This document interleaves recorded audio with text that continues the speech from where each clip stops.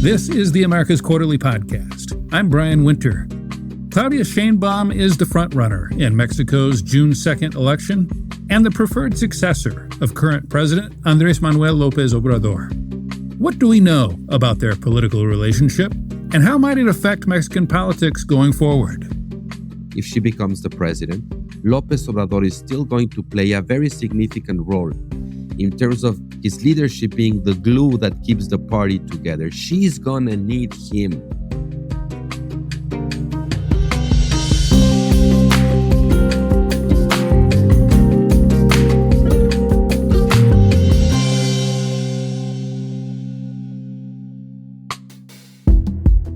We're less than 3 months away now from Mexico's presidential elections, and looking at the polls at least, this sure looks like Claudia Sheinbaum's election to lose.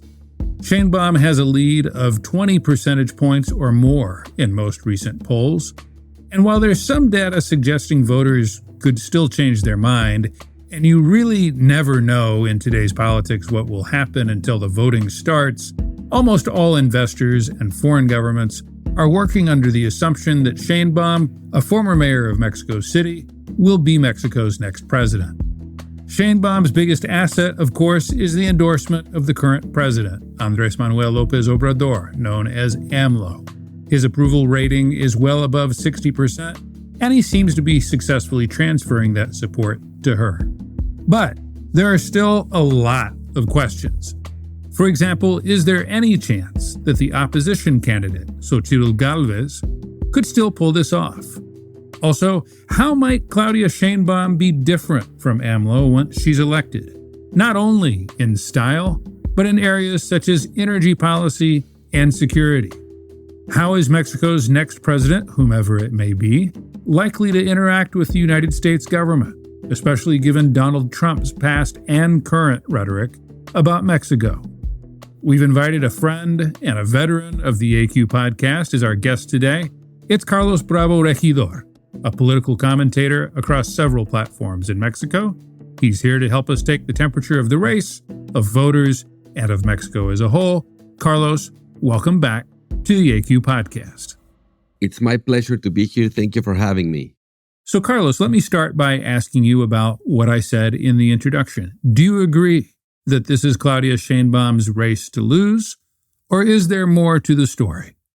I think the trend is clear. It is Claudia Sheinbaum's election to win, although campaign barely started.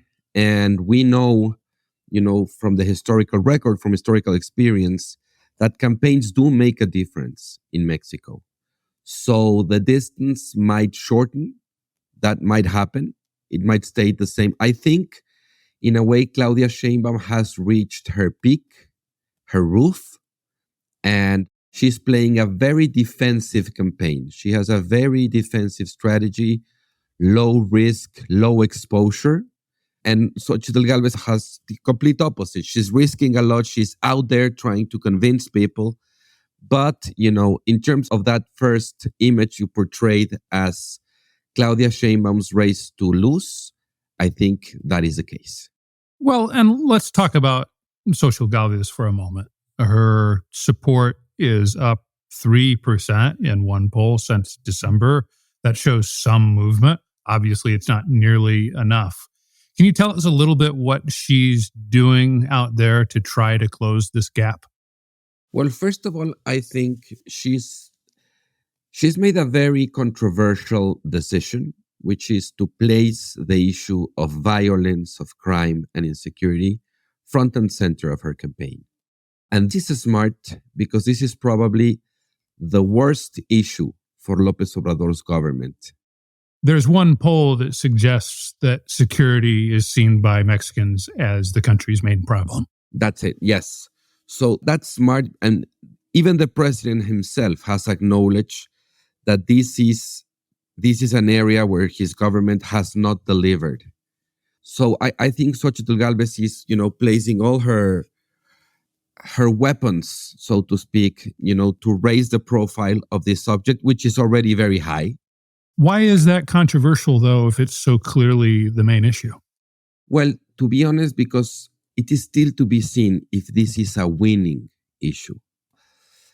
because, I mean, we've had these problems of insecurity, violence, and crime for, more than 15 years. It is a subject that clearly demobilizes Mexicans. There is a certain fatigue with, deaths, disappearances. I find it difficult, and I'm not alone in this, I find it difficult to believe that suddenly now this is going to mobilize Mexicans as it hasn't in the previous years. This is something that's very sad, very painful. And, it would take a lot of work to turn it into a politically mobilizing bomb, so to speak. What I'm hearing is that most Mexicans have kind of given up any hope of progress on this subject. And I hear what you're saying, and it's hard to blame them. It's worth pointing out that Xochitl Gálvez's coalition of parties, when they were in power, arguably made the issue worse, starting with the crackdown that we saw under Felipe Calderón when he was president in 2006. Well, actually, I mean, this is a very important point you're touching upon, because if you look at the evolution, for instance, at the homicide rate per 100,000 inhabitants, it has moved significantly. It rose a lot in the first years of Felipe Calderón, and then it started coming down in the last years of Calderón and the first years of Peña Nieto. And that was a significant drop. And then from the, around the middle of Peña Nieto's term, it started going back up again. And then it sort of flattened during the López Obrador years. It has even gone down a little bit. So, I mean, I know that the impression is that, things got worse and they are out of control. But if you look at what has actually happened, what you see is that, violence rates have changed significantly. There's even an argument to be made that what we're going through today is a different war than the war of Felipe Calderón. The organizations are different. The geography of the violence is different. The drugs are different. The criminal business is different. So I understand why we tend to think of it in terms of a continuum, but I think there are good arguments and good evidence to think that these are actually processes that might be better understood separately. Does Xochitl Gálvez have any new ideas on how to improve security? No, nobody does. And that's part of what you were saying about this sort of feeling that we're giving up. Because particularly during this last government, with this government, all horizons, of building a strong police force or, helping the states develop their own police forces have been abandoned. We are now in the last resource, which are the armed forces. And this government has fought very hardly to institutionalize the military solution, even though we know that the military solution has not provided the results that would somehow guarantee, to bet on it. So this has all the physiognomy of a tragedy. We know this solution doesn't work, but right now we don't have another. I want to move on in just a moment to Claudia Sheinbaum as the front runner in this election by a good margin. I think she's warrants most of our attention. But I just want to ask you one more question about Xochitl Gálvez. How would you describe her to a non-Mexican audience? Is she progressive? Is she conservative? And in what other areas is she proposing change? I would describe her, she's an indigenous woman who somehow embodies a story of social mobility. And that's part of her campaign, trying to open up avenues for social mobility for many Mexicans. She's a very pro-middle class candidate, in contrast with what López Obrador was in 2018, or even Claudia Sheinbaum, who are like more poor-oriented, so to speak. In terms of her profile, I think she's the most progressive person you can find within the PAN, the Conservative Party. She's not a member, a militant, but she's made all of her career with the PAN, which is a center-right party. But she's pro-choice. She's pro-same-sex marriage. She's pro-social programs. She has a lot of progressive positions. I mean, and this is, I think this is why she was chosen, actually, because, the Overton window of the Mexican electorate has moved a bit into the progressive side. So the opposition needed a candidate that could have some progressive credentials. I find it interesting that we're talking so far about security and about social issues, I suppose, and we haven't talked about the economy yet. Is there any substantial difference between these two candidates on the economic side? Claudia Sheinbaum's campaign is built upon the premise of continuity.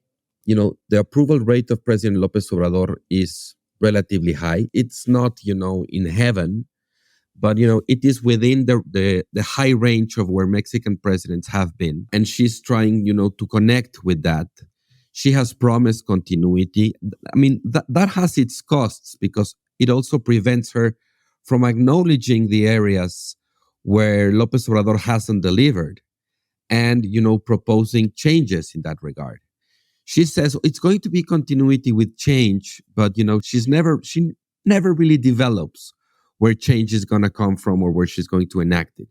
Xochitl Gálvez says otherwise, and she has some points there. In terms, for instance, of growth, López Obrador promised to take Mexico away from the very mediocre growth rates that it has, during the past 20 years. And he hasn't. Most economists agree that when you look at the whole term of López Obrador, his growth rate is going to be significantly lower than the growth rates of any previous president in Mexican democracy. Now, there's another thing. In spite of the fact that there's been little accumulated growth, a significant number of Mexicans are not poor anymore. That's one of the successes of the López Obrador administration. And the minimum wage has gone up too. That is really helpful in terms of his electoral prospects, certainly, alongside, the amount of money that has been spent in social programs. That's very helpful for his coalition. But if you look at the fundamentals, look good, but it's nothing extraordinary, nothing different from the fundamentals we had before López Obrador came to power. So let's drill down a little more into Claudia Sheinbaum. It is interesting to me, and you've pointed this out, Carlos, how quiet she's been. And I want to be clear here. She's out speaking on a regular basis. She gives speeches, talks to voters, and so on. But in terms of substance, many observers have pointed out that she's not saying much. She's not really having detailed conversations, it seems, with the private sector. She has refrained largely from giving detailed interviews to the media. Why is that? Well, I think this is part of the low-risk, low-profile defensive strategy she has adopted. Although I must say that, in off-the-record conversations with the private sector, she is a bit more open, particularly regarding what certain things that she will do differently, energy-wise, economic policy-wise. But it's something that's very, controversial because these are off-the-record conversations, right? She even says, she's different in terms of style of López Obrador. She's a woman. She has a PhD. She's lived abroad. She's from Mexico City. She's a bit more cosmopolitan or evidence-oriented. Although it remains to be seen how much of a margin, how much autonomy can she really have when her ticket to the presidency is the fact that she's promising continuity.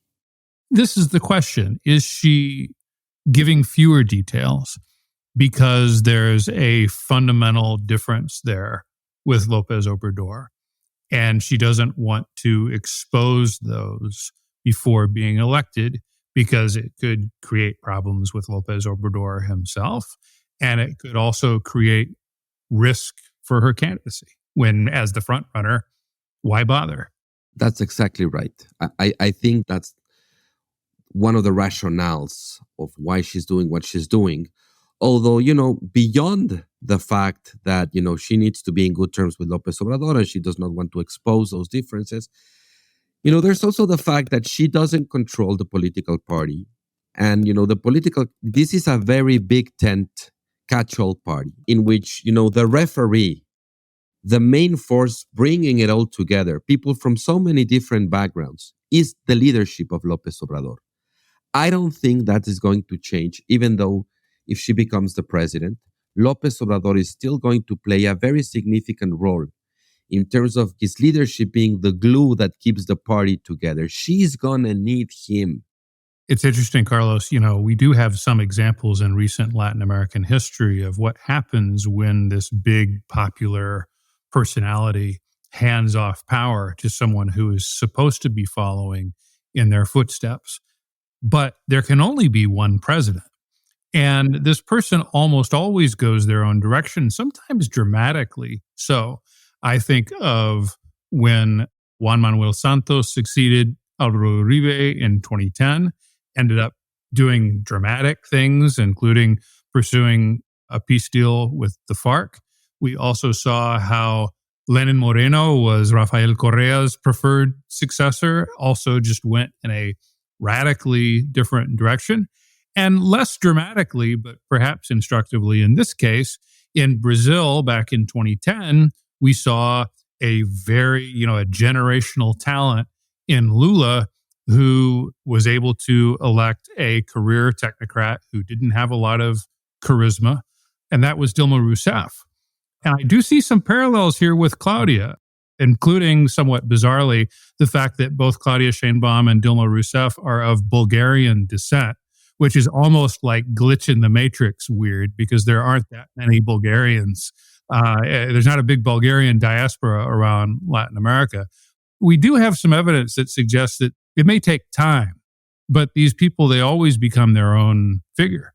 So yes, I mean, there are reasons to believe that the dependency of the candidate, particularly during the election process, will not necessarily translate into a dependency with the former president once Claudia takes power, for sure. I mean, and it's not going to be the same. If López Obrador, plays it smart, he himself will have to allow her, a big margin of maneuver, or she will take her herself, even though, as I said, I think she's going to need him. There are a lot of variables still in the air in that regard that will get solved one way or another once we know what the election results are. What's your best guess as to where the differences would lie in terms of policy? Let's leave personality aside, of course. Because, for example, I mean, she said, as we record this, she said that she would continue to boost the activity of state-owned energy companies in Mexico, accelerating the transition to renewable energies, but presumably betting on a core element of López Obrador's policy mix. I mean, where would we find this daylight between the two figures if it does exist? Oddly enough, even though she's a nationalist in issues of energy, I think that might be one of the places where there's more daylight between them. I think she might end up pulling a sort of an approach with Mao Nixon wise in terms of, she has all the chops of the nationalist, so nobody's going to suspect her, of being a sellout. But at the same time, she will move in that direction because she has the credentials to do so, as Nixon did when he approached China. So I think she might be a bit more pragmatical, even if this doesn't fit her ideology, because the sector needs change. The energy sector needs change. Yes, definitely. Pemex is in really bad shape. The Federal Electricity Commission is in very bad shape. And particularly if she wants to really seize the opportunity presented by nearshoring, energy is one of those things where things cannot remain the same. So that's one, I think that's very important. The other one might be a fiscal reform. López Obrador was never very enthusiastic about it. I think he was very aware of the political costs it would have, even though he had a couple of golden opportunities to pursue it. First, during his honeymoon period after he took office, and then, ironically, during the pandemic. That emergency would have been a great opportunity, to promote a fiscal reform. He didn't. Part of his legacy is going to be the need of a fiscal reform. I think she is very aware of this. Not her, because nobody wants to be the candidate talking about raising taxes, certainly.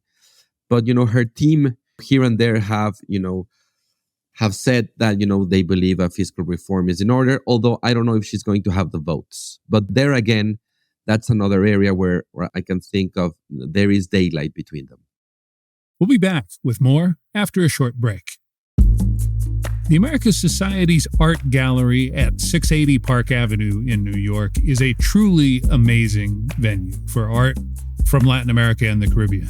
Right now, the gallery is showing the second part of the exhibition, El Dorado Myths of Gold, which presents artworks from the pre-colonial period to today and uses the myth of the so-called Golden City as a framework for understanding the Americas.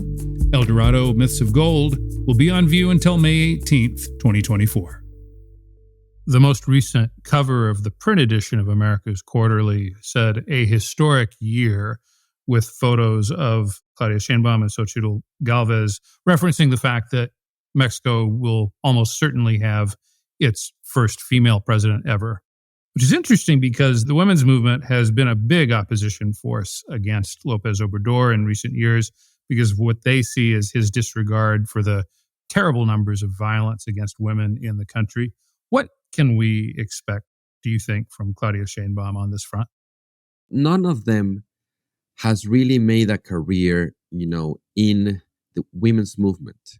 I think Claudia Sheinbaum has been able to gather more support from the women's movement than Xochitl Gálvez, and this is because of the fact that she's more located, in the center left, where most of the women's movement, people are.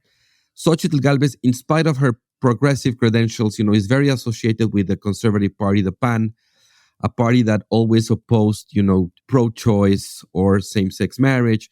I mean, the PAN has changed. I think its position right now is to say, you know what, that's a battle that we lost, and we're not, we don't have an interest in fighting it again. But regardless, this, I think, pushes, a lot of women towards Claudia, even in spite of the fact that López Obrador has been very hostile to them. So this might be, actually coming back to your previous question, this might also be another area where Claudia separates herself from López Obrador. I want to look beyond the election just for a moment at Mexico's political culture at the moment and how it has changed. I lived in Mexico for a year as a reporter in the mid-2000s. That was a long time ago, but I go back relatively often. And it seems like things have changed so much in just the last 5 years. And I want to give a specific example. When Xochitl Gálvez was in New York last month, the events that she spoke at were shadowed by large crowds of López Obrador supporters who seemed to be protesting the legitimacy of her candidacy. And I have to say, I found this strange because, whether you agree or disagree with Xochitl Gálvez's candidacy, this is a Democratic candidate. This is, I don't see anything illegitimate that would warrant a crowd of several hundred people protesting outside saying that she fundamentally should not be there. And I as someone who, follows Latin America and has for a very long time, I cannot remember an equivalent example where other Democratic candidates from elsewhere in Latin America came to the city and faced these kinds of protests. How do you explain this? I think that one of the changes that we've seen in terms of political culture has been how bad Obradorismo has managed this transition from opposition to power. They still behave in many ways as if they were in the opposition. They still blame previous governments, parties in power before them, for things that have been their responsibility for at least 5, almost 6 years. They still talk as if there are powers that prevent them from doing what they want, even though they've had the numbers in Congress. They have now appointed judges in the Supreme Court. They have the majority of governorships. They are the most powerful party in town right now, and they still behave as an opposition party. It's very disquieting because it feels as if the fact that they're in power and the fact that they have a majority sort of makes them believe, they can do whatever they want, that the law doesn't apply to them, or that they do not have to respect the very conditions that allow them to come to power in the first place once power is back again, at stake in an electoral process. I guess it's effective, though. right? Some of their popularity, at least, seems to be that they've been able to continue to talk about the so-called mafia of power, the forces that, in their view, controlled Mexico for decades prior to Morena taking power. And, you talk to everyday Mexicans, you look at the polling numbers, and it seems like that's an argument that works. So, I may find it strange, but it looks like in a Mexican context right now, that's working for them. It's working, but I have doubts if this is fair.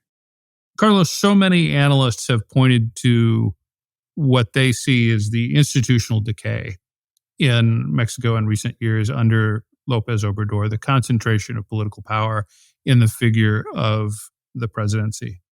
No one doubts that this election is going to be free.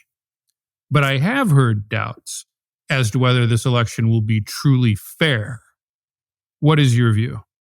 I agree. There's this classical definition, the Adam Tversky definition of democracy being, we have certainty regarding the rules and procedures and uncertainty regarding the outcomes. That's how democracy should feel like. And I must say, it doesn't feel like that in Mexico right now. There is a lot of doubt regarding, the Electoral National Institute, the Electoral Tribunal, the rule of law governing, elections, and particularly what elected officials can and can't do during the electoral process. If there's public money being used, for electoral purposes, all of that is increasingly worrisome. The president himself is talking about the election all the time.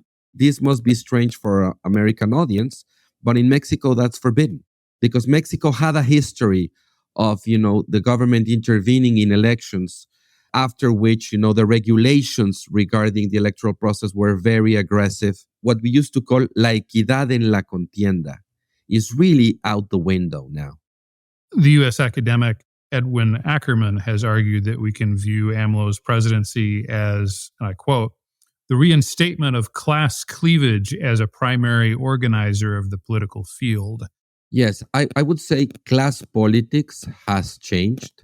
I'm not sure that this government has really, pushed forward an agenda policy-wise of income redistribution because, it has, destroyed a lot of institutional programs that existed before, and it has really opted for cash transfers, which is a very neoliberal way, actually, of redistributing resources. It does not provide people with public services in terms of education, in terms of health, in terms of, social security. But there is a case to be made, indeed, that in terms of discourse, in terms of the politics, more the policy, class has become, a more salient issue than it used to be in Mexico. Before we go, Carlos, I wanted to ask you about my country and about yours. There was so much speculation going into this year that the synchronization of these electoral cycles, the fact that the United States and Mexico were having elections, and the fact that in one of these elections, Donald Trump was a candidate with his record, all the things that he said about Mexico and Mexicans over the years, that there could be fireworks, that this could end up dictating the tone of the campaign in both countries. It's early. As you say, the campaign is really just formally getting underway in Mexico, but it's not that early. The vote is only 3 months away. My sense is that kind of the worst fears of it turning into a back and forth have not really been realized yet. But how are you seeing it from Mexico? I agree. I'm not sure if they're not being realized or they're being deliberately ignored, because this would create so much drama in an already very dramatic electoral campaign. I think Mexican candidates are avoiding the Trump issue, so to speak, because none of them really have, a strategy or a good idea of how they're going to deal with him. And I think they just opted to say, you know what, we'll cross that bridge when we get to it. But, I agree with you. This might be one of the most important challenges whoever wins faces. There's no doubt. And, polls in the United States suggest that immigration is the number one issue. Not far behind is drugs, with the massive increase in deaths that we've seen in this country from fentanyl in recent years, the fact that Donald Trump in particular lays the blame for that at the problems controlling the southern border of the United States. There has been talk also by mainstream Republican politicians of potentially unilateral military action by the United States, this idea of quote unquote bombing Mexico without the permission of the Mexican authorities. And yet, as you point out, somehow this does not really seem to have been pulled into the Mexican political discourse around this election yet. It's quite odd. Yes. You know what? I mean, let me turn around one of the previous questions you asked about how Mexican political culture has changed. I think in the US, there's been a change in the political culture regarding Mexico. I think the place of Mexico in American politics has shifted significantly during the last decade. And, it makes me very sad and very worrisome that every time I hear something from a media outlet in the US, it's always Mexico as a problem. That wasn't always the case. There was a time not that far ago where Mexico was an ally, where Mexico was seen as an opportunity, as a partner. Mexico had a lot of champions in the American political system. I see none of that right now, and I think that is part of the problem. Well, I agree with you, Carlos. And on that note, we will end this conversation to be continued another time. Thanks so much for joining us on the AQ podcast.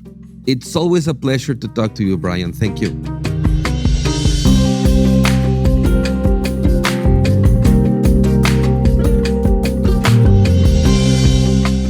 Thank you for listening to the America's Quarterly Podcast.